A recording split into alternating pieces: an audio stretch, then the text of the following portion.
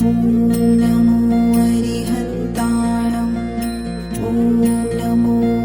सिद्धाणम् ॐ नमो आयर्याणम्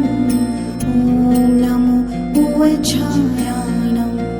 नमो लोय सव्वसाहूणम् तेसो पञ्च नमोकारो